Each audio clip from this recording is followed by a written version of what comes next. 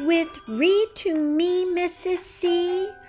Learning through reading is fun. Yippee!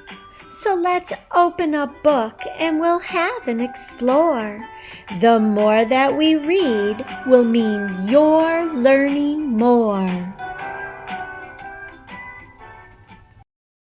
Hello there, and welcome to Read to Me, Mrs. C.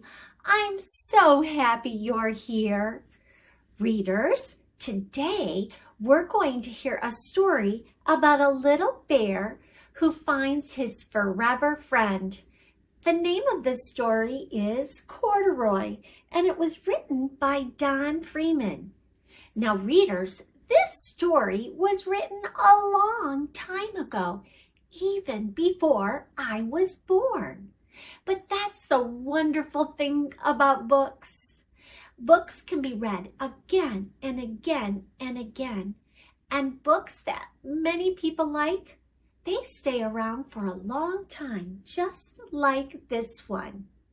So, readers, let's get started now. Corduroy is a bear who once lived in the toy department of a big store. Day after day, he waited with all the other animals and dolls for somebody to come along and take him home. Then, one morning, a little girl stopped and looked straight into Corduroy's bright eyes. "Oh, Mommy," she said, "look, there's the very bear I've always wanted." "Not today, dear," her mother sighed. "I've spent too much already. Besides, he doesn't look new. He's lost the button to one of his shoulder straps." Corduroy watched them sadly as they walked away. "I didn't know I'd lost a button," he said to himself. "Tonight I'll go and see if I can find it." Late that evening, when all the shoppers had gone and the doors were shut and locked, Corduroy climbed carefully down from his shelf and began searching everywhere on the floor for his lost button. Suddenly, he felt the floor moving under him. Quite by accident, he had stepped onto an escalator, and up he went. He stepped off the escalator as it reached the next floor, and there, before his eyes, was a most amazing sight. Tables and chairs and lamps and sofas and rows of beds. "This must be a palace," Corduroy gasped. "I guess I've always wanted to live in a palace." He wandered around, admiring the furniture. "This must be a bed," he said. "I've always wanted to sleep in a bed." And up he crawled onto a large, thick mattress. All at once, he saw something small and round. "Why, here's my button," he cried, and he tried to pick it up. But like all the other buttons on the mattress, it was tied down tight. He yanked and pulled with both paws until, pop! Off came the button, and off the mattress Corduroy toppled. Bang! Into a tall floor lamp. over it fell with a crash. Corduroy didn't know it, but there was someone else awake in the store. The night watchman was going his rounds on the floor above.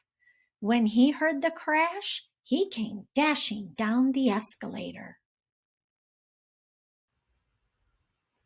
"Now who in the world did that?" he exclaimed. "Somebody must be hiding around here." He flashed his light under and over sofas and beds until he came to the biggest bed of all. And there he saw two fuzzy brown ears sticking up from under the cover. "Hello," he said. "How did you get upstairs?" The watchman tucked Corduroy under his arm and carried him down the escalator and set him on the shelf in the toy department with the other animals and dolls. Corduroy was just waking up when the first customers came into the store in the morning. And there, looking at him with a wide, warm smile, was the same little girl he'd seen only the day before. "I'm Lisa," she said, "and you're going to be my very own bear. Last night I counted what I've saved in my piggy bank, and my mother said I could bring you home." "Shall I put him in a box for you?" the sales lady asked. "Oh, no, thank you," Lisa answered, and she carried Corduroy home in her arms. She ran all the way up 4 flights of stairs into her family's apartment and straight to her own room. Corduroy blinked. There was a chair and a chest of drawers, and alongside a girl-sized bed stood a little bed just the right size for him. The room was small, nothing like that enormous palace in the department store. "This must be home," he said. "I know I've always wanted a home." Lisa sat down with Corduroy on her lap and began to sew a button on his overalls. "I like you the way you are," she said, "but you'll be more comfortable with your shoulder strap fastened." "You must be a friend," said Corduroy. "I've always wanted a friend." "Me too," said Lisa, and gave him a big hug. Please click the like button below if you enjoyed the story. So, reader, did you enjoy this book as much as I did? It was really exciting and heartwarming to see that our little friend Corduroy found his forever friend at the end of this story. Now, if you like this book so much that you would like to have one in your own home, you can talk to an adult and they can click on a link and they can order this book for you so that you can have it in your home.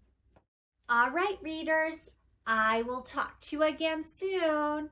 And in the meantime, keep on reading.